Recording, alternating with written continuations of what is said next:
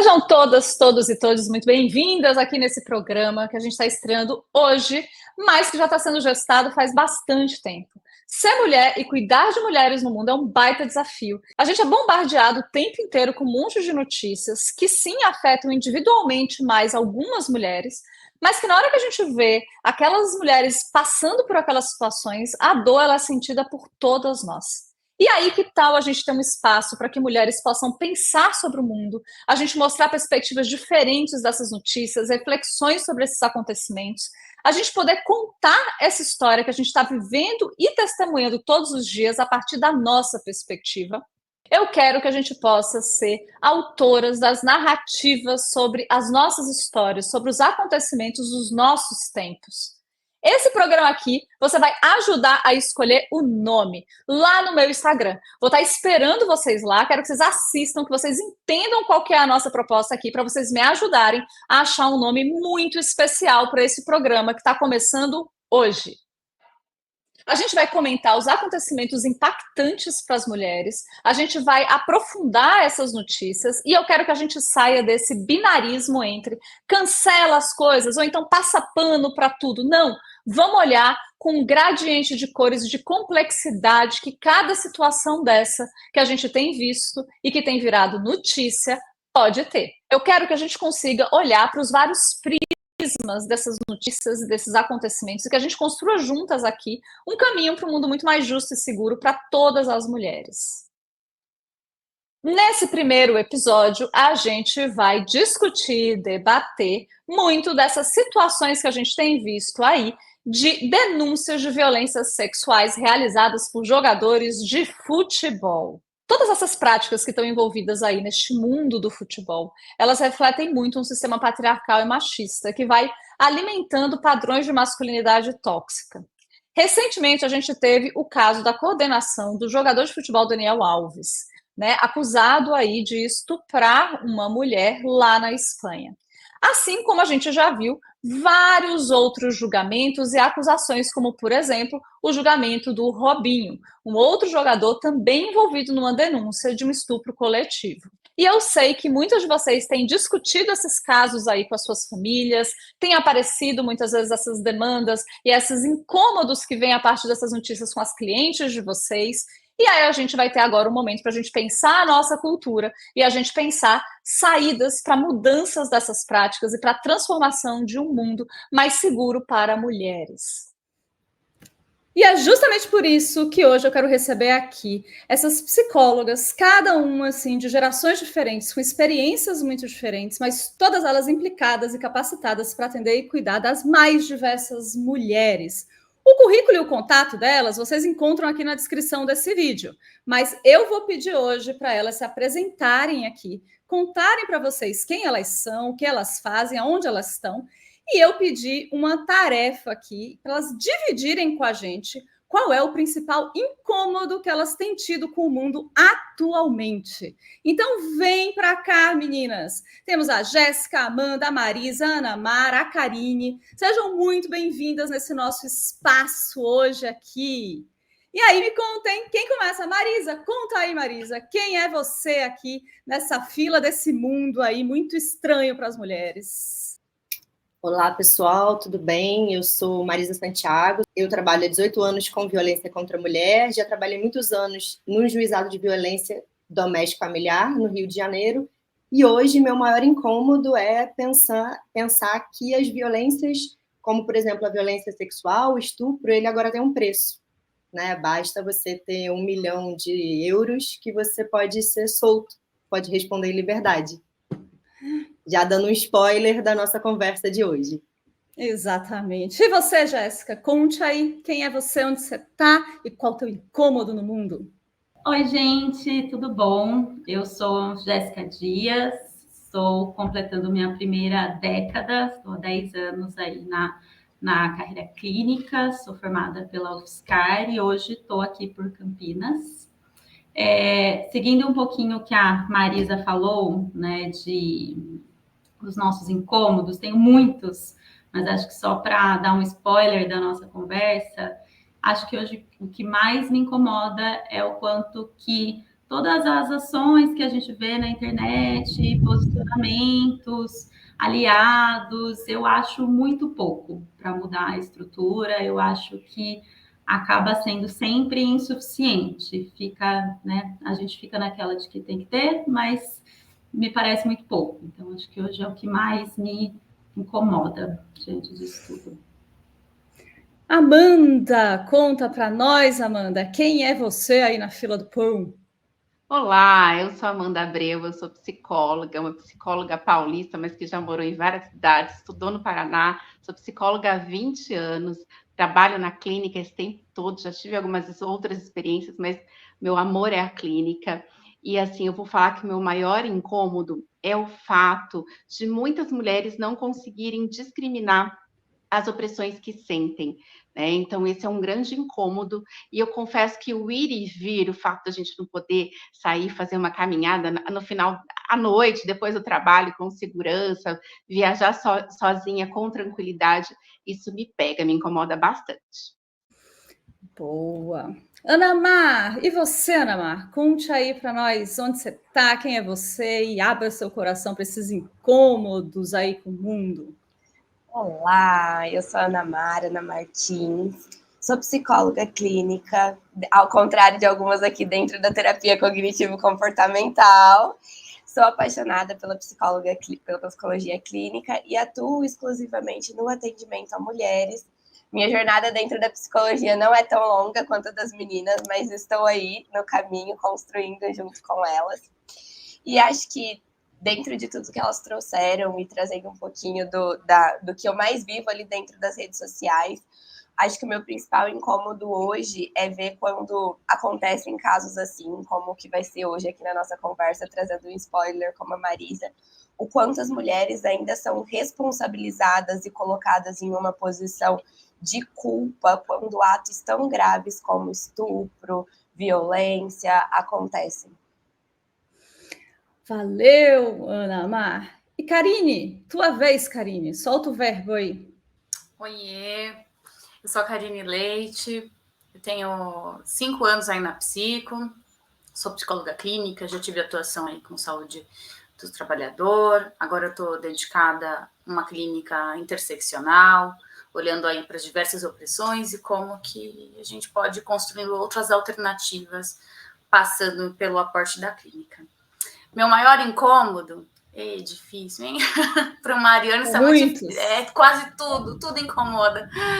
Mas eu acho que é pensar a proposta da nossa live aqui e ter uma filha, né, pré-adolescente e ver que, poxa, os meus incômodos, os meus desejos de proteção já não dão mais conta, né? Não é mais colocar ela aqui no sling, da mamá, né? Ela tá andando na rua e perceber cada vez mais olhares que já não são só de encontro a mim. Pois é, né? São muitos incômodos mesmo, e acho que esse programa aqui ele surge desses incômodos que a gente vai tendo cotidianamente, né? Então, assim, eu desenvolvo aí vários cursos, tem a capacitação de atendimento a mulheres, a formação em atendimento a mulheres, as quais eu tenho a honra de ter essas profissionais junto comigo na formação, assim. E, gente, a gente vai tendo muitas discussões sobre o impacto que todas essas situações que a gente vai vendo rotineiramente acontecer, violências, vários estresses que as mulheres vão sendo submetidas, né? Algumas diretamente, outras, quando a gente vê alguma mulher passando por uma situação de violência, de opressão, aquilo de alguma forma dói e vulnerabiliza e fragiliza todas nós, assim. E lá na formação avançada e na capacitação, a gente tem feito muitas discussões, tem sido discussões muito ricas, em que a gente vai tentando encontrar caminhos, seja para a gente poder se abraçar e não se sentir sozinha dentro desses incômodos, seja a gente parar para tentar entender como é que a gente muda essa situação toda, como é que a gente, né, pode atuar de uma forma, não só nos consultórios, mas dentro da nossa sociedade como um todo, para a gente encontrar caminhos para tornar o mundo mais seguro para as mulheres. E a gente vai precisar pensar isso coletivamente. E é justamente por isso que a gente está produzindo esse programa aqui e a gente está se juntando para trazer as discussões que a gente tem lá no privado, as reflexões, as construções que a gente tem feito enquanto um grupo de psicólogas que estão pensando a nossa cultura, pensando a nossa prática, entendendo como conseguir acolher melhor as mulheres que acabam adoecidas por esse, né, por todo esse quase que um projeto de sociedade que está aí para aprisionar, para submeter, para silenciar as mulheres. Então, a gente veio aqui nesse programa hoje compartilhar com vocês essas discussões, ampliar, ouvir vocês também, por isso todos os comentários aqui vão ser lidos, pensados, e a ideia é que desse programa a gente reverbere para a gente seguir discutindo. Não tem um programa, um processo de discussão que a gente encerre. A gente vai talvez sair daqui com mais perguntas do que respostas, mas eu tenho certeza que a gente vai sair daqui muito mais instrumentalizados para entender e olhar para o mundo e olhar para essas dificuldades todas que a gente vai vendo. Então, para a gente começar, quero passar aqui para vocês um rapidinho aqui, um VTzinho, para a gente poder entender do que é que a gente está falando quando a gente está pensando essa relação entre futebol, mulheres e violência, né? Então, vamos ver aqui o que foram as últimas notícias que a gente foi tendo aí ao longo do tempo e principalmente nesse começo de ano, que diz respeito a todas nós, porque quando uma mulher sofre um assédio, um estupro, todas nós lembramos o quão vulnerável a gente está a todas essas situações. E como a Marisa mesmo já trouxe aí um spoiler, na hora que 1 milhão pode pagar por um estupro, e aí é isso que vale, então? Mas aí também tem outras discussões aí para a gente fazer, que é, será que a prisão também é o que vai resolver a questão? E aí como é que fica? Então temos aí um gradiente de coisas, porque a ideia aqui nesse nosso programa, que você vai escolher o nome, como eu já disse para vocês, então aproveitem para curtir aí, que depois vocês vão ter que ir lá no Instagram me ajudar a decidir que nome é que a gente vai dar para esse programa aqui, desse encontro potente. Então, vamos olhar um pouquinho isso aqui, porque foram essas notícias, essas coisas que foram motivando o que a gente vai discutir aqui. Então, roda esse VT aí para a gente ver, né, essas questões. Os primeiros meses desse ano de 2023, a gente acompanhou o julgamento do jogador de futebol Daniel Alves, que foi condenado em primeira instância por estupro na Espanha. Esse não é o primeiro jogador de futebol renomado a se envolver em escândalos como esse. A gente tem também o ex-jogador Robinho, que foi condenado por um estupro coletivo na Itália. Apesar desses dois casos terem tido muita repercussão, é necessário a gente olhar para o mundo do futebol como um todo e entender que esse é um problema sistêmico e não apenas de casos pontuais. No dia 25 de março de 2023, Daniel Alves pagou 1 milhão de euros para sair em liberdade provisória após a condenação a 4 anos e 6 meses de prisão por estupro numa primeira instância do seu julgamento. A imprensa especulou que esse dinheiro para a fiança ele foi emprestado de colegas e amigos, já que o jogador estava com seus bens bloqueados por conta de um outro processo judicial que estava em andamento na justiça brasileira. A vítima se manteve em sigilo até ter a sua identidade vazada em rede social. Esse fato fez com que as principais desculpas que normalmente aparecem atacando a vítima quando pessoas famosas são acusadas de violências sexuais, que seria ela querer aparecer ou ela querer ter um ganho colateral, não se sustentaram, já que ela tentou manter o seu anonimato até o fim. Essa relação entre violência contra a mulher e futebol foi explorada num estudo realizado pelo Instituto Avon e pelo Fórum Brasileiro de Segurança Pública, que encontrou dados muito importantes sobre um aumento de 26% nos registros de violência doméstica em dias de jogo de futebol. Esses dados eles podem ser observados também com outros parâmetros, como o aumento do registro de BO de ameaça nos dias em que um dos times da cidade está jogando. É importante a gente entender que nem todas as mulheres vão ser afetadas da mesma forma. Na hora que a gente olha o perfil dessa mulher que sofre mais violência, a gente percebe que as mulheres negras correspondem à maioria das vítimas em muitos locais, como, por exemplo, em Salvador ou Belo Horizonte. Pois é, né, gente? Então, muitas notícias, eu acho que isso foi mobilizando muito a gente, né?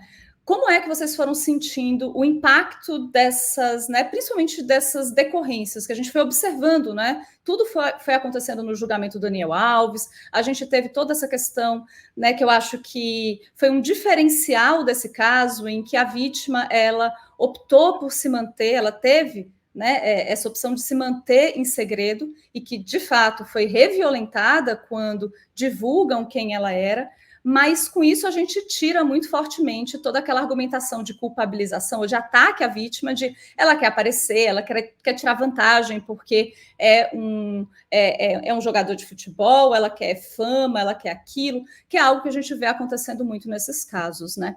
Mas isso foi mobilizando muito, né? Como é que vocês foram acompanhando? O que é que vocês foram percebendo, né? Como vocês ficaram, como vocês foram sentindo aí na clínica com as mulheres? E aí? Teve alguma coisa diferente aí nesse caso do Daniel Alves que pegou? Contem aí para mim, o que vocês acham? Então, eu fico pensando um pouco a partir da minha experiência dentro do judiciário. E eu acho que o caso do Daniel Alves, dele é muito emblemático, e tem uma frase, né, a declaração da vítima, quando ele foi posto em liberdade, que é praticamente uma liberdade, né, ele está esperando aí uma decisão final para ver se ele fica solto, se ele volta, qual vai ser o tempo, né, da pena dele. Mas ela disse que todo o sofrimento dela parece que não valeu a pena. Né? Como a Lu disse, ela nunca quis se expor, ela nunca quis colocar o nome dela para jogo, né? Ela não quis nenhum tipo de retribuição financeira, inclusive. Então, como isso impacta na vida das mulheres de outras mulheres, né? Quando as mulheres no judiciário me diziam: tudo que eu fizer, ele não vai ser preso, ele não vai responder, não vai acontecer nada com ele, né? Quando as mulheres precisavam ir para abrigos, por exemplo, abrigos de proteção para vítimas de violência, que elas diziam: eu estou sendo presa, ele me bateu, ele quase me matou, mas quem está sendo presa sou eu, porque quem vai ter que ficar no abrigo sigiloso, sem contato com a família, sem poder sair, sem poder circular livremente, sou eu. Ele está vivendo a vida dele na nossa casa, né, com os amigos dele, continuando a vida dele, e eu estou aqui. Né? Então, como esses casos colocam as mulheres, de novo, numa condição de vulnerabilidade. Né? Como acentua a condição de vulnerabilidade das mulheres, e esse caso do Daniel Alves é isso. Né? De novo, é a mulher que está sofrendo com essa situação. Né? Ele pagou um dinheiro, pagou 1 milhão de euros e pronto, e está em casa, numa foi super festejar casa, na mesma né? noite, né? Segundo foi festejar, consta aí as né? notícias. Uhum. Teve uma festa. E é curioso porque a gente está olhando um caso emblemático porque é com alguém com uma repercussão mundial, né? É uma pessoa muito famosa mundialmente, está tudo ali. Mas o quanto esse caso é diferente de tantos outros que a gente vê de pessoas anônimas, né, que não estão ali. Ou mesmo pensando dentro do próprio mundo do futebol, né, a gente viu aí agora vários casos, né? Não é um caso pontual, assim. A gente tem sistematicamente, a gente tem visto isso acontecer. Então, é muito complicado se a gente direciona as discussões e se a gente vê, por exemplo, as brigas que começam a ter, né, em comentário de rede social, em coisas assim, aonde a gente vai focando unicamente no agressor, naquele agressor e naquela vítima. Vocês concordam? Vocês acham que é algo pontual? Ou dá para a gente pensar que tem um padrão mais generalizado acontecendo aí? O que vocês acham? A gente sabe que tem um padrão generalizado, né? Que é uma cultura onde os homens, os jogadores, são preparados para serem jogadores e não são preparados para serem cidadãos, né? Na fala do Fred, dos Desimpedidos, ele fala muito disso, né? Que ele teve uma entrevista, ele fala bastante disso. E foi muito falado também da cultura dos parças, né? De um homem passando pano para o outro. Então, assim, o impacto que quando a gente vê a fala, o Neymar ali com milhões de seguidores, sendo ídolo, a falta de responsabilidade desse ídolo, né, que atinge tantos meninos, tantos homens, e que está ali, né, que tem uma articulação para pagar essa fiança e que daí recua e fica aquela coisa muito mal feita ali, que é o clube ali, né? O clube dos homens, e quão isso está naturalizado na nossa sociedade. E a sensação de desamparo que dá, né? Porque, assim, parece que, de fato, não adianta. E o que a Marisa falou, que daí vai atrapalhando que outras denúncias sejam feitas, porque é espaço para revitimização, é espaço para ficar fragilizada ali dentro dessa condição e sofrer violência, enfim, quando a gente fala das redes sociais, do impacto que isso é, da quantidade de violência que deve vir até uma mulher dessa, a gente consegue entender essas dinâmicas e o quanto isso é opressor, né?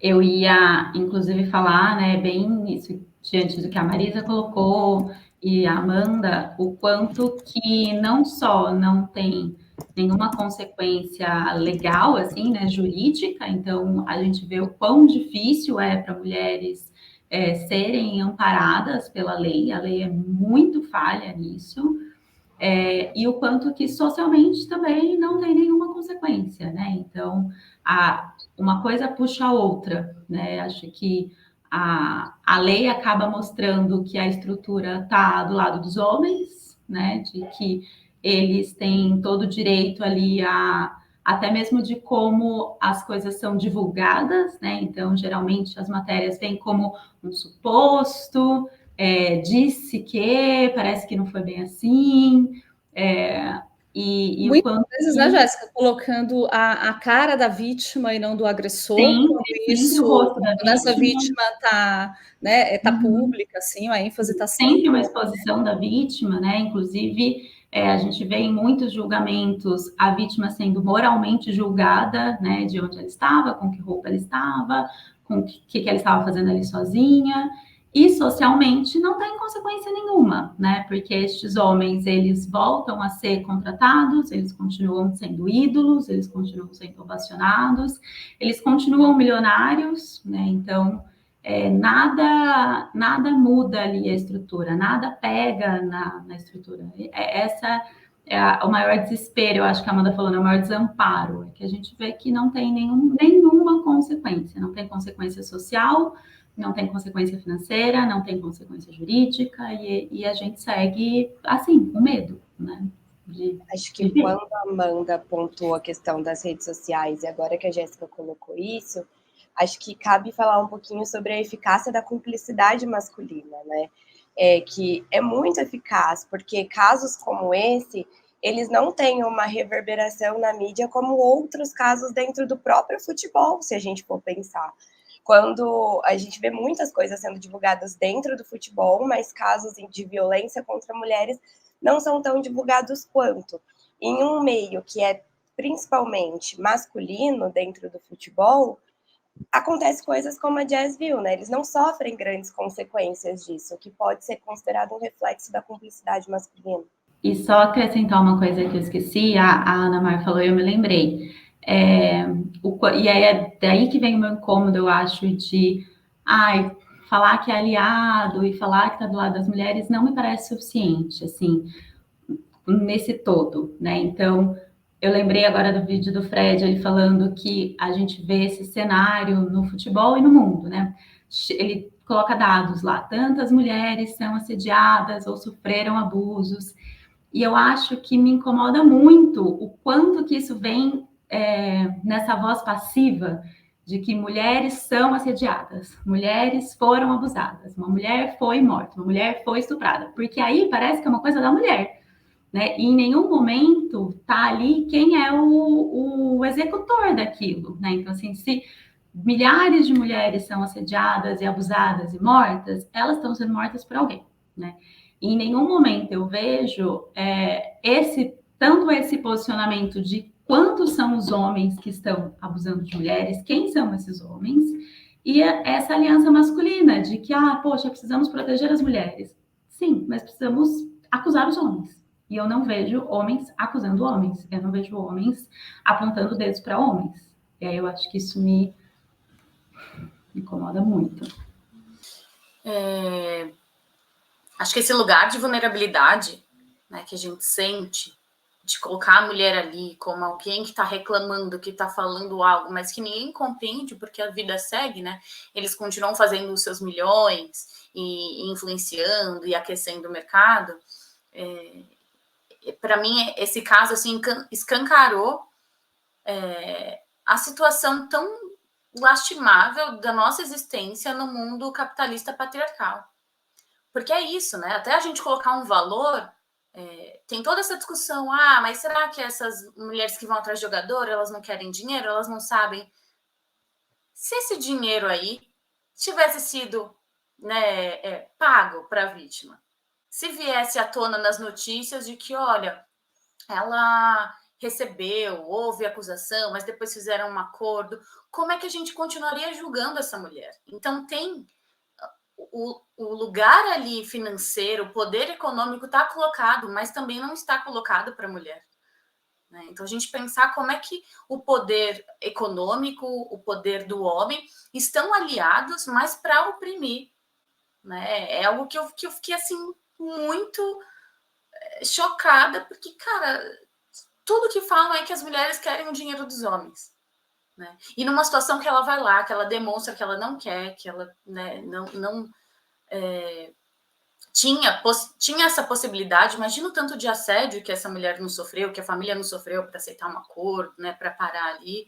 E eles conseguem reorganizar a estrutura jurídica, né, dentro dessa aliança aí, capitalismo-patriarcado, para continuar defendendo os homens. Então, mesmo que ela não queira, a gente garante aqui uma brecha na nossa organização social, mesmo que ela não queira, vai ficar tudo bem e você vai ficar impune. Eu acho que aqui a gente está falando de uma coisa que está muito na base da nossa estrutura social, que é a cultura do estupro, mas a gente não está falando só disso.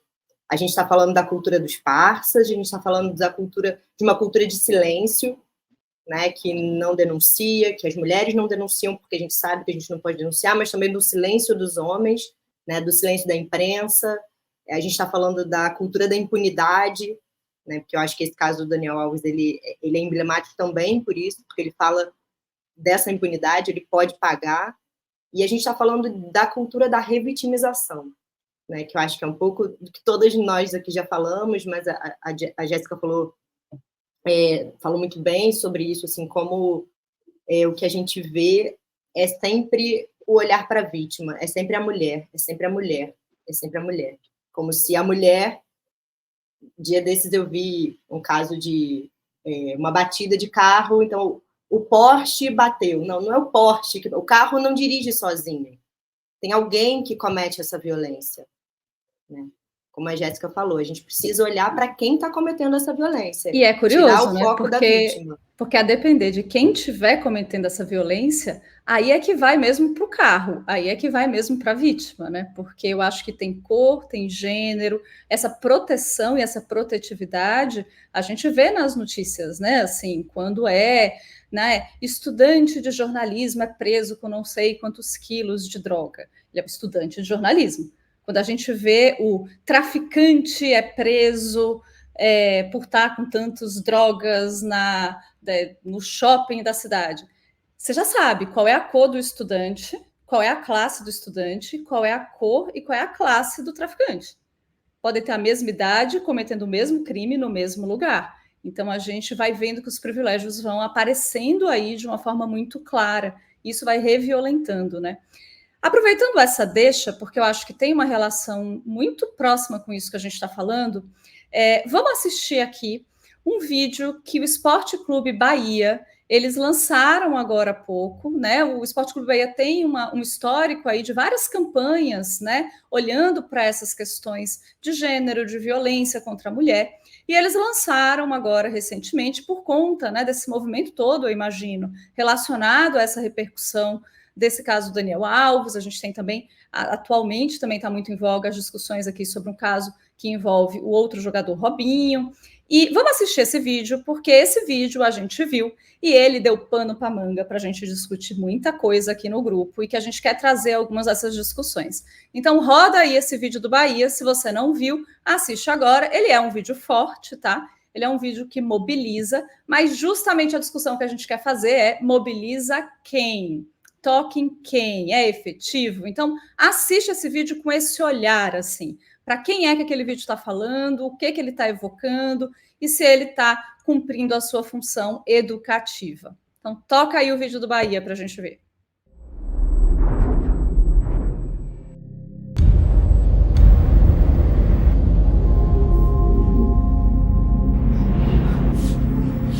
Esse tipo de besteira que imbecilzinho na rua não mata ninguém.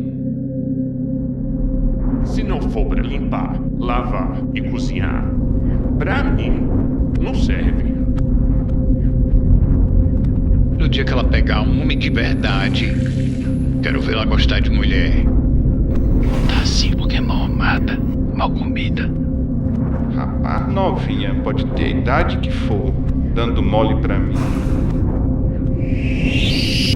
Mulher minha não se arruma pra sair sozinha. Uma paciente dopada. Você não vai aproveitar. Será mesmo que ela não quis? Agora, se ela gosta de beber e quer assumir o risco.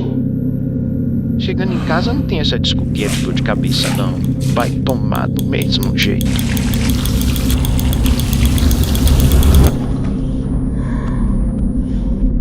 Se você pensa e tem atitudes machistas, você alimenta uma cultura, a cultura do estupro. Uma campanha do Esporte Clube Bahia. E aí, meninas, quando vocês viram esse vídeo, quando eu joguei esse vídeo lá no grupo, e eu joguei lá e disse, o que vocês acharam? E aí, como é que esse vídeo bateu em vocês? Que impacto? O que vocês sentiram vendo esse vídeo? Para mim, desconforto foi a palavra. Eu confesso que, assim, num primeiro momento eu fiquei pensando, para que serviu? Foi eficaz? Porque eu fiquei muito desconfortável, eu fiquei imaginando as outras mulheres desconfortáveis, porque é uma série de violências ali, né? E nós, enquanto mulheres que já vivenciamos várias situações, então foram vários respondentes ali nesse sentido de que desconforto. Eu pensei assim, faltou um trabalho, faltou uma sensibilidade. É claro que a discussão foi trazida, mas eu acho que ela precisa acontecer por caminhos mais eficazes, às vezes que a gente está engatinhando nesse assunto ainda, a publicidade, o fato da gente ter muitos homens envolvidos nessas equipes, eu acho que deixa a desejar. Eu fico pensando que talvez tenha voltado para o que foi abordado aqui antes, né? Foi um vídeo feito para quem? Porque, de novo, parece que a gente coloca a mulher ali. Foi um vídeo feito, sinto que toca mais mulheres do que homens. E se a gente está tentando fazer um vídeo para alcançar uma população que está cometendo os crimes, por que a gente está fazendo um vídeo que está atingindo as vítimas? E acho que, pensando nisso que as meninas estão falando, né, do quanto mobiliza ou não, né, eu não sei se é muito pessimismo de minha parte ou não, mas eu não acho que mobiliza homens, né, então, se a gente voltar e se lembrar do caso do Robinho, dos áudios vazados, a gente vai ver que não tem nenhuma empatia, não tem nenhum olhar crítico de o que foi que eu fiz, o que eu falei, como fiz, será que, né, tem, então eu não acho que produz empatia eu não acho que para homens, principalmente daquilo que a Marisa falou, da gente estar numa cultura do estupro, que envolve toda essa aliança masculina, o silenciamento de mulheres, ver uma mulher em sofrimento, que é claramente o que o vídeo coloca, né, dá para ver que aquela mulher está em sofrimento, eu não acho que gera empatia para mudar comportamento, para mudar a estrutura, né? Então, não acho que foi um vídeo efetivo nisso. Acho que se sentiu mais nas mulheres, as mulheres mais sofreram assistindo do que os homens repensaram qualquer coisa vendo aquilo. Em algum momento eu até pensei, poxa, mas eles fizeram alguma coisa. Porque a primeira e única vez que eu só consegui ver o vídeo uma vez, porque realmente a cena da moça se afogando, eu acho que é a descrição perfeita do que uma mulher sente quando a gente vive as diversas violências que que atravessam a nossa vida ao longo da nossa existência, né? Então, quando eu vi, eu terminei e falei, nossa, senti a dor dela, porque é a dor que a gente sente todo dia mesmo, né? Depois eu pensei, mas eles fizeram alguma coisa, né? Mas eles fizeram alguma coisa bem feita? Eu acho que essa é a grande pergunta. Para quem, como a Lu falou, como as meninas falaram, para quem, para atingir quem. Bom, se fosse para provocar gatilho nas mulheres, eles com certeza tiveram êxito, porque acho que foi isso que produziu em todas nós. ainda que a gente não tenha sofrido graves formas de violência, produziu gatilho em todas nós. Acho que todas nós sentimos aquela sensação de sufocamento. Eu acho que essa é o grande X da questão, né?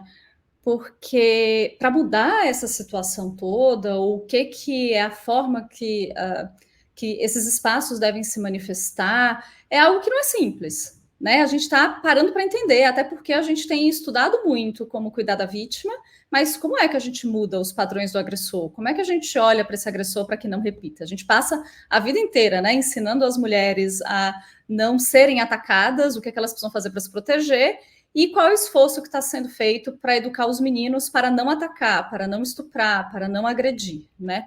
Por outro lado, eu entendo essa nossa sensação de que talvez o vídeo não tenha conseguido chegar no objetivo. Por outro lado, pensando outras manifestações que a gente vai vendo, que a gente vai entendendo, tem um papel também, é melhor do que nada ou não, assim, entende? Eu acho que tiveram algumas discussões assim que foram aparecendo, né? Que eu fui lendo críticas sobre. Uma de que fetichizaria a mulher ali de alguma forma, tinha uma coisa. Eu achei bem interessante, porque se a gente parar para pensar, e acho que isso casa muito com o que a Jéssica trouxe, que a violência sexual, ela é uma violência de dominação. Ela está ali por uma, né? Tem uma questão do impulso sexual ou de uma questão do prazer sexual, mas é muito forte o que está em jogo, é uma dominação daquele corpo, daquela mulher, né? E aí, na hora que a gente pensa homens que se sentem nesse direito de dominar o outro corpo ali, de alguma forma, talvez aquele vídeo ali não vá produzir empatia propriamente dito, porque se eles fossem empáticos ao sofrimento da mulher, ao que causa, talvez, então, vendo aquilo ali, vendo aquela cena, forte como é esse vídeo, porque foi muito bem feito nesse sentido, da representação da nossa dor, da nossa ferida, assim, ele foi muito bem construído nesse sentido. Mas se eles não empatizam com o não, com eu não quero, com o choro, com a dor, com tudo que está ali, não sei se vão empatizar com essa construção, sabe? Então, eu entendi um pouco essas críticas do fetichismo, um pouco nesse sentido, assim, não vai produzir ali, né, essa empatia, talvez porque, né, homens amam homens, não é isso? Homem ama os homens e eles dominam mulheres. A relação de afeto e de cuidado está nessa ordem, né? A empatia, em geral, está quando o Daniel Alves é preso, quando o Robinho é preso. É nesse momento que eles se manifestam. Mas ele precisava ser preso? Nossa, que absurdo. Essa é a empatia. A empatia está nesse lugar, quando homens são criminalizados e responsabilizados pelos seus atos. Né? Os áudios do Robinho conversando com os amigos dele mostram claramente isso. Né? Como essa cultura de passapano, né, que a Amanda lembrou aqui. Eu acho que essa é a empatia. A empatia dos homens é com eles próprios e independente da atitude que eles tomam. O quanto que é isso, né? O quanto que homens falam de, poxa, isso pode acabar com a vida dele, pode acabar com a carreira dele, né? Essa empatia que gera entre os homens. E eu acho que a Lu entrou num ponto bem importante aí, de o quanto que tudo isso é muito sobre dominação, é muito sobre poder, né?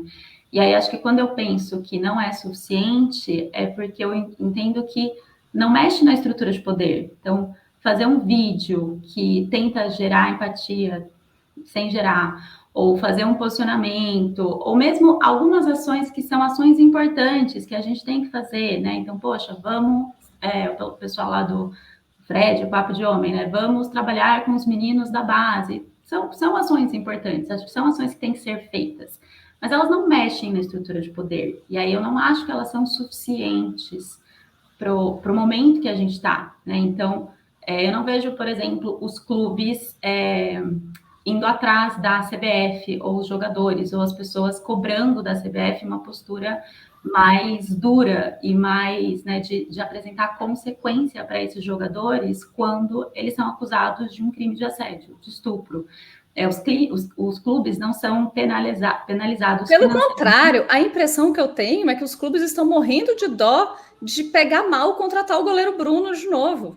Eles estão assim, se não tivesse uma pressão social, já estava contratado e ganhando muito dinheiro, né? Sim, exato. E a coisa toda fica ali, né? Então não tem nenhuma penalidade financeira, não tem nenhuma consequência social. A CBF não se posiciona, os clubes não exigem esse tipo de posicionamento, ou então exigem ali algum tipo de lei, de fato, que vá consequenciar isso e trazer alguma mudança estrutural. Então, enquanto a gente não olhar para mudanças estruturais de poder, e que aí, como a Karine bem falou, sendo uma sociedade capitalista patriarcal, o poder o poder está nos homens porque eles têm dinheiro, porque o poder está ali no dinheiro. Enquanto a gente não mexer nesta estrutura, não acho que vai mudar. Então, são ações muito legais. Mas é por isso que eu não acho que dá para a gente simplesmente dizer que o vídeo do Bahia não vale, sabe? Porque eu acho que a mudança vai precisar vir dessas instituições, vai precisar vir de um trabalho desses homens, de um trabalho, então, justamente assim, grande parte da mobilização para eu querer fazer muito dessa discussão é a gente olhar e entender quais são os passos que já se deu e para onde que a gente tem que ir. Não adianta simplesmente chegar e dizer, muito ruim, não prestou para nada e acabou lá, porque a gente não vai conseguir ter uma resposta desses grupos, uma resposta de mudança dessa prática que seja pronta e redondinha. Vai fazer, aí vai errar, aí vai precisar fazer de novo. Então, a gente conseguir o equilíbrio que para mim está muito difícil com as redes sociais, porque ou cancela ou passa pano. Para a gente poder dizer, não, que bom que foi feito alguma coisa, né?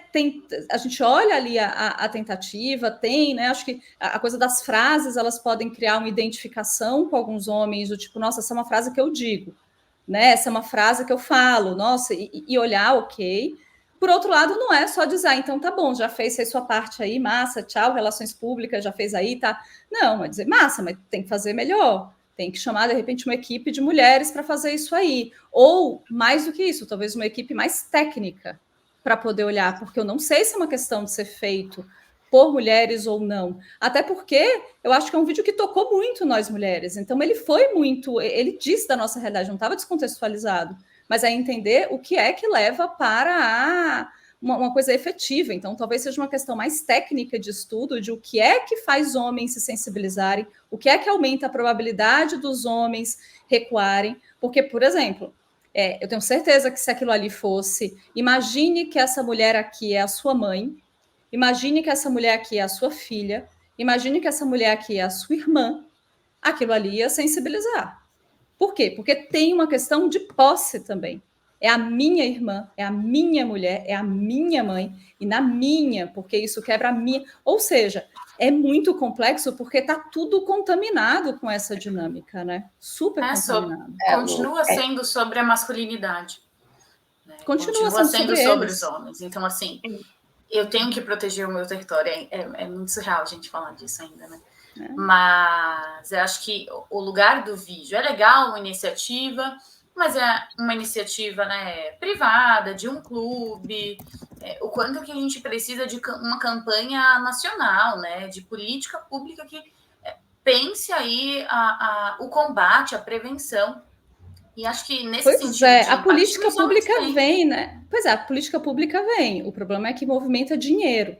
Então, o clube, ele só não contrata o Bruno goleiro de novo porque isso vai fazer ele perder patrocínio, perder renda. Então, tem uma camada que é de políticas públicas, mas eu acho que tem uma camada muito forte e talvez até mais rápida em efetividade para poder modificar as políticas públicas, que talvez seja nas instituições particulares, digamos assim, né? E aí isso tem também o papel de quem pressiona, né? Lu, dentro disso, eu fico pensando que o vídeo do Bahia foi muito... Eu acho que em algum grau foi bastante importante dentro disso que você trouxe, mas dentro até do que discutimos da masculinidade, do como os homens são ensinados a amar homens, por mais que talvez o Fred ali, né, no vídeo que ele faz de posicionamento, ele tenha colocado de uma forma de sempre falar sobre as mulheres e não trazer os agressores, eu vejo que vídeos assim como o do Fred, eles acabam sendo muito importantes na mobilização de homens. Porque quando você entra ali nos comentários, é quando o homem fala que eles param para escutar. sabe? Então, eu achei que foi bastante importante ele colocar ali e de ver que ali nos comentários existiu uma grande mobilização de homens, muitos homens contra o Fred, mas de ação de homens se opondo a esses homens que estavam sendo contrários ali.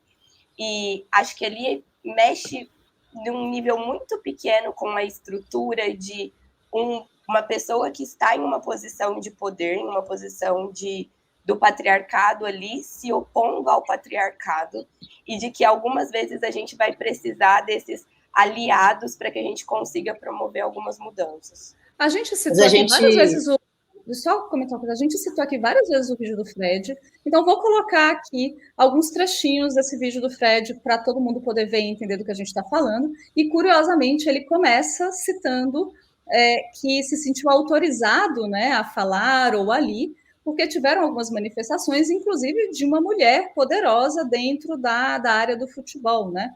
Então vamos ver aqui esse videozinho e aí a gente continua.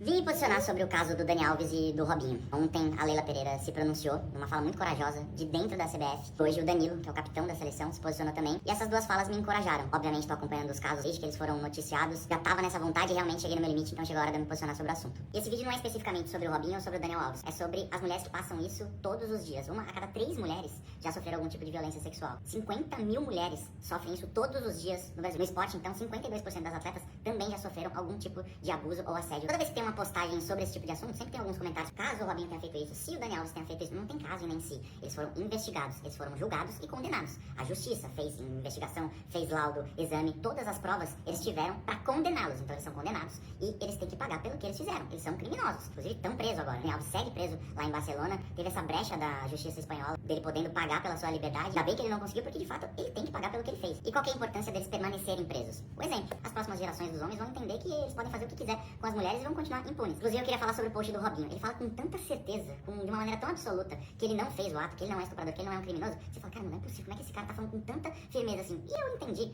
que na cabeça dele, ele não cometeu o ato. Pode ver que nos áudios que vazaram, ele fala, eu coloquei na boca dela, mas isso aí não é transar. Estupro não precisa só da penetração. Estupro é todo e qualquer tipo de ato de violência com a mulher sem consentimento ou desde que ela não esteja em condições de dizer se ela quer ou não. Isso é estupro. Da mesma forma que eu fui encorajado a falar aqui sobre esse tema, eu quero encorajar mais pessoas para que a gente cada vez mais tenha esse debate, para que a informação chegue no maior número de homens possível. Mas a solução que eu proponho é cuidar da base do futebol brasileiro. Muitos jogadores, eles são preparados para se tornarem jogadores, mas eles não são preparados para se tornarem cidadãos. Eu fui criado nesse ambiente. Eu trabalhei em categoria de base, eu joguei em categoria de base, então eu sei como é que as coisas funcionam. Eu estou me comprometendo, juntamente com o Papo de Homem, de fazer um trabalho, de falar com a base dos times, justamente pra gente ter essas trocas. E não é só pra eu ensinar, é também pra eu aprender. Pra que esses números que eu falei no começo desse vídeo, pra que eles não aumentem. Muito pelo contrário, pra que eles reduzam e quem sabe um dia até acabem. Eu já tava agoniado de não falar, porque a gente sempre fica esperando, mas eu não consigo mais não falar sobre esse tipo de assunto, eu não consigo mais não me posicionar, não consigo mais tentar ser um bom exemplo, ser uma voz, principalmente com essa molecada que acaba se inspirando muito no nosso trabalho. Espero que esse vídeo comece a fazer a diferença na vida desses jovens criados no futebol, de vocês que me seguem aqui, para que no futuro os nossos ídolos do futebol, os ídolos do meu filho, não passem por isso que a gente tá passando agora. E que os jogadores cada vez mais entendam a responsabilidade que eles têm como exemplo, tá bom? Contem comigo como um aliado, então cada vez mais vou estar falando sobre esses temas aqui. Deixa eu...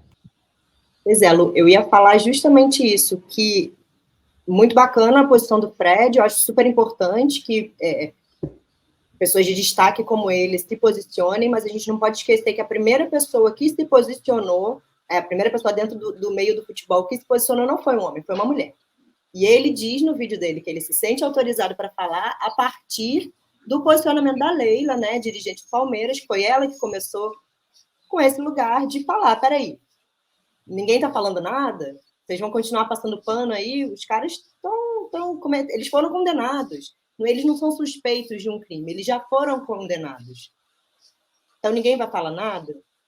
E aí eu acho que tem uma frase da Leila, assim, para mim, é muito importante, muito impactante, que ela diz o seguinte: cada caso de impunidade é a semente do crime seguinte.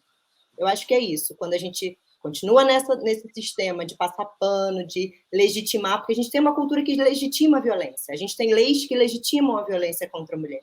Então, se a gente não faz nada, a gente está só deixando que outros crimes contra a mulher aconteçam, né? E é interessante, né, que a Leila Pereira, nesse lugar de liderança, como única presidente, né, de um clube, eu estava lendo, ela é jornalista e advogada de formação, porque o que aparece muito é isso, né, presidente da Crefisa, presidente do clube, tem uma relação ali com a CBF, tia Leila, né, que eu acho que é até interessante aí a gente entender se não tem uma tentativa de infantilização dessa mulher, mas que é uma voz ali que tem trazido do seu jeito, teve fala dela que ela falou, não sou feminista, mas assim, as ações, né, que estão sendo provocativas.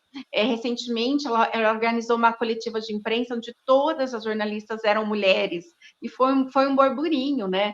E assim, o que foi na ocasião do 8 de março, né? O que traz essa discussão? O que acontece quando uma jornalista está ali na beira do campo de futebol, executando seu trabalho? A gente cansou de ver imagens nas redes sociais, na televisão, de jornalistas sendo assediadas por torcedores, muitas vezes estando ao vivo ali, como a fala, né, interrompida, e o quanto isso vai impactar que as narrativas sejam construídas de acordo com o olhar de nós, mulheres, né? Então, assim, são mudanças significativas, ela puxa uma fila ali, de uma fala que tem que acontecer, e que é desconfortável, né? Tem o caso do Cuca também, técnico, então, assim, são tantos os casos, e as mudanças, elas falo que são passos de bebê, parece que a gente, né, tá sempre nadando contra a maré, mas, enfim, a gente tem visto alguns movimentos.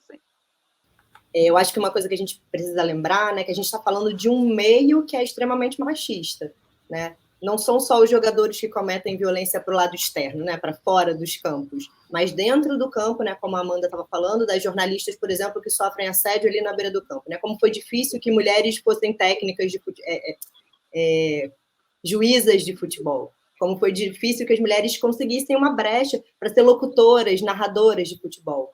Por exemplo, o caso que ficou muito conhecido, né, que foi bem impactante, porque foi ao vivo, foi gravado, todo mundo viu, da jogadora da seleção espanhola, né, que lá no momento da premiação, o dirigente da Federação Espanhola de Futebol, sem o consentimento dela, sem nenhum tipo de relação próxima, íntima, se sentiu autorizado para dar um selinho nela, né? Deu lá a medalha para ela e deu um beijo na boca dela, como se isso fosse possível, como se o corpo dela fosse dele. A Jéssica falou isso, né? Como se os nossos corpos fossem propriedade desses homens e eles pudessem fazer e dispor dos nossos corpos da forma que eles quisessem. Isso a gente está falando de uma jogadora de futebol. Não, e a gente recentemente teve agora uma denúncia das jogadoras do Santos para com seus técnicos, com seu técnico, elas lançaram uma carta, então está sendo investigado tudo também, de assédio, de importunações sexuais ali, porque a gente vê isso, né? Essa tensão entre homens e mulheres, e a gente vê, e acontece isso, acontece na empresa, acontece na escola, acontece. Na hora que a gente pensa o meio do esporte, que muitas vezes é um meio bastante masculinizado em muitos aspectos, isso vai se reproduzir muitas vezes com um tom de uma certa naturalidade, assim, né? E eu acho essa postura da Leila muito importante, no sentido de que, mais importante do que se dizer feminista ou o que for, é a gente ter ações quando a gente está em alguma posição de poder que possam ser efetivas. E eu acho que essa história da entrevista, né, essa história da entrevista coletiva, essa história da entrevista coletiva, ela é muito interessante, e eu acho que ter se posicionado, ter quebrado um silêncio, porque a gente tem um pacto, sim, um pacto de não se falar, até porque a gente sabe que é um meio complicado e tem muita gente com o rabo preso. Eu estou criticando o outro de provavelmente muitas coisas que eu faço também. Vamos dar um pulo aqui para a gente ir amarrando, que gente, e aí então? O que são ações que podem ser mais efetivas, né? O que é que a gente pode pensar que pode ajudar mais na reeducação, na mudança mais estrutural dessas práticas e que podem ser executadas, né, por esses grupos, instituições, aliados? E aí, o que vocês acham, assim? Por onde é que dá para ir? A Karine falou da questão da prevenção, eu acho fundamental. Eu acho que tem uma questão que a gente discute muito pouco, eu confesso que isso me deixa bastante preocupada, que é a produção e o acesso à pornografia. Né? Enquanto a gente está aqui, a gente tem uma criança que está no intervalo da escola e que pode estar acessando o celular e vendo os mais diversos tipos de pornografia. Então, é um mar de conteúdos ali e o quanto isso contribui para a construção da subjetividade dos homens. E nós, mulheres, a gente acaba... inclusive nós psicólogas, né? Eu acho que isso é uma batalha é um desafio tão grande, porque é um conteúdo que muitas vezes não chega até nós, porque está lá no grupo dos parceiros, né? Dos homens, no grupo do WhatsApp. Então, eu acho que esse é um dispositivo da cultura que ele vem silencioso, né? E que assim, que falta muita discussão. Acho que é uma problemática tão complexa aí para a gente lidar, mas que a gente está tendo esse problema, a dificuldade de trazer educação sexual para as escolas. A gente vive um momento político tão sério. Eu mesma, 20 anos atuando como psicóloga, eu lembro que no começo da minha carreira era muito comum eu ser convidada para falar sobre educação sexual, fazer oficina, roda de educação sexual, muitas vezes voluntário, que eu sempre gostei de participar, e esses convites foram escassando a ponto de deixar de existir, porque a gente sabe que nesses espaços, o que acontece hoje é o medo dos dirigentes, né, dos professores, da coordenação, porque essas discussões, muitas vezes, quando elas são trazidas, elas geram um desconforto por parte dos pais, conservadores, religiosos, e causa lá um reboliço na escola. Então, eu acho que a gente retrocedeu nesse sentido, pelo menos é a minha observação, e assim, eu acho que a gente tem um grande problema aí, no sentido de como a gente vai criar condições para que o letramento de gênero, a educação sexual, o falar sobre a identidade, orientação sexual, papéis de gênero dentro da escola, eu acho que a gente ainda vai se rasgar muito para conseguir trazer essas discussões, para que, de fato, essa desconstrução aconteça de uma forma efetiva. O ponto que está aí é a educação de base. A gente tem que olhar e tem que entender como é que a gente está formando esses meninos, essas meninas, né, e entender essa formatividade. Num outro momento, né, Lu, a gente falou aí da questão da política pública, a Marisa traz aí o recorte das mudanças na legislação, no sistema jurídico, e aí tem a iniciativa privada. Né? A iniciativa privada pode fazer qualquer coisa, como o Bahia fez, um vídeo que toca, que mobiliza, que deixa a gente mais sensível. Mas vamos pensar, de novo, que a gente está inserido nessa estrutura patriarcal, capitalista. Então, a política pública é o único lugar, né, que a gente vai encontrar de criar, de fato, a mudança. Né? Seja punindo financeiramente, né, ou incentivando, dando incentivos fiscais, como a gente tem para diversas ações. Por que não tem para as mulheres, mesmo nas iniciativas privadas? Né? Por que a gente não pensa, então, em todo o que tem se colocado nas empresas, de ESG, de diversidade, nas empresas que são de ramos muito masculinos, construção civil, né, lembrei aqui, mas na polícia, né, nesses lugares em que a gente encontra muito forte ali uma presença masculina, essa apresentação, né, mas não a apresentação que gera empatia, mas a apresentação que gera punição, né, o que vai acontecer, que a gente consiga se articular enquanto mulheres. Então, a gente precisa ter uma consequência, né? A gente uma consequência, porque nós temos uma estrutura. Essa é a questão. Culturalmente, socialmente, nós somos um país aí que recentemente ficou atravessado pela frase do bandido bom é bandido morto. Então, nós temos uma questão forte com a punição. Só que ela não é vista para o cara que faz assédio contra a mulher. Né? Então, cara, vamos começar a olhar para quem é bandido de fato? Vamos começar a nomear o seu parça lá, o seu amigo, como alguém que não deve estar próximo de você e conseguir falar, tipo, né? Acho que... Eu fico pensando a quantidade de recursos que não poderiam estar sendo usados. Tem um filme que vai para a mídia, mas e se isso fosse formativo? Para palestras, para oficinas com a formação de base do clube, com, né, atividades que não são midiáticas, mas que talvez possam ir mudando a estrutura dentro dos espaços, né, assim.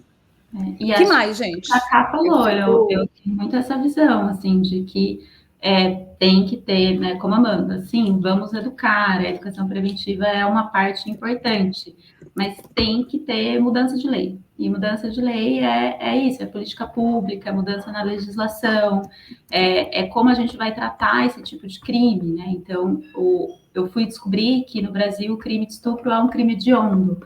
Mas ele tem sido tratado juridicamente como um crime hediondo, de fato? Juridicamente e moralmente, né? Moralmente tem se dado este peso, moralmente. Este tem sido peso, é assim que as leis têm tratado isso. Então, acho que precisa passar por esse tipo de estrutura. Assim, enquanto a gente não tiver leis mais duras, de fato, com isso, e, de fato, consequências, não tem que ter. Em níveis individuais, o que eu consigo pensar, que eu acho que sempre falta e sempre me incomoda, é mais protagonismo feminino. Então, tem muita mulher trabalhando com violência sexual, com violência doméstica, e acho que talvez os homens que se veem como aliados, que se dizem aliados, eu acho que eles também podem começar a trazer isso, né? Então, antes de tudo, nossa, cara, o que vamos fazer? Vamos ouvir as mulheres, vamos trazer as mulheres para falar, vamos ouvir o que elas estão falando, porque a Ana falou um ponto importante do quanto que homens ouvem homens, né? Então, super importante o Fred se posicionar, porque aí os homens ouvem. Então, caras como o Fred precisam começar a falar, vamos ouvir as mulheres, porque elas estão lutando contra isso desde que o mundo é mundo, e tem muita mulher boa por aí trabalhando com isso, e buscando política pública, e buscando mudança de lei. Não dá para só pessoas negras estarem lutando contra o racismo, e não dá para só mulheres estarem lutando contra o machismo, né? Não dá, assim. Sim, mas eu acho que falta dos homens esse lugar de vamos entender o que a gente tem que fazer, então vamos ouvir elas. Né? É que perder o lugar de privilégio é muito difícil, né, Jéssica? Ninguém quer. Mas eu fico pensando que eu não sei, Jéssica, se é endurecer as leis. Eu acho que é que as leis sejam, de fato, colocadas em prática.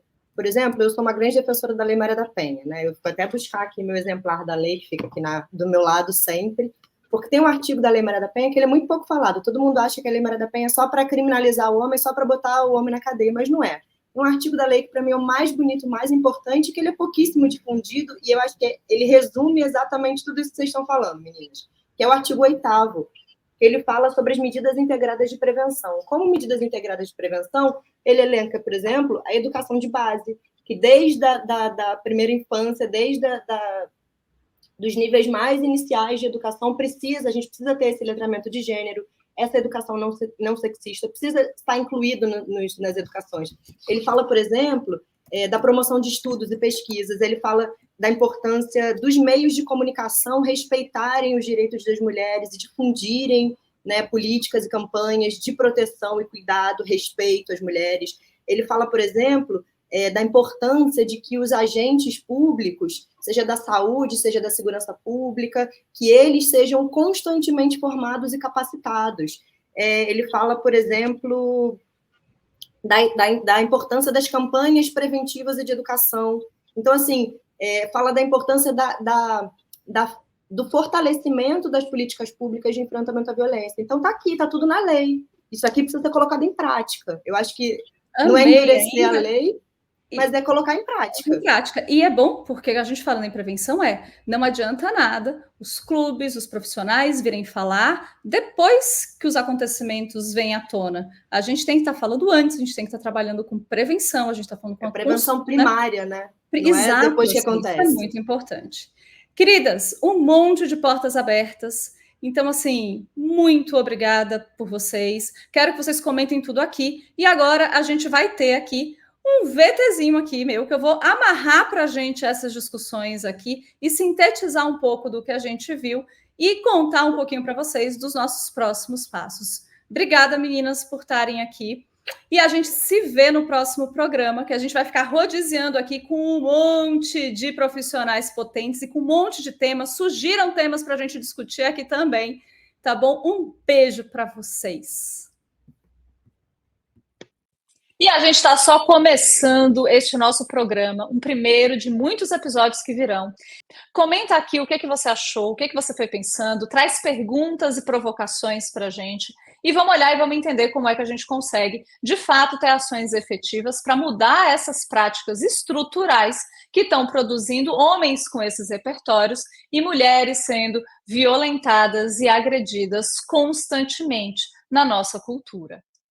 Manda esse vídeo para todo mundo, chama todo mundo para vir participar com a gente, escreve aqui nos comentários o que você achou, qual é a reflexão que vem disso daí. Se quiser, pode sugerir temas para a gente discutir com vocês no próximo mês. Vamos ficar de olho aí o que vai movimentando, o que vai mobilizando a gente, porque a gente vai precisar coletivamente encontrar saídas e produzir mudanças transformadoras para a gente poder estar no mundo enquanto mulheres, todas as mulheres, de uma forma mais segura.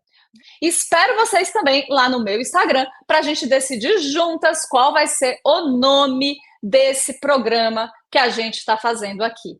Vamos lá e vamos definir, porque estamos começando um projeto e eu quero a participação de vocês junto com isso. Aqui embaixo você tem aqui as descrições com links para matérias que a gente citou aqui, para os vídeos que a gente citou, e também o contato dessas psicólogas que me acompanham aqui nessa jornada de construção de cuidado para mulheres. Elas têm os seus próprios consultórios, elas dão supervisão também para outras profissionais.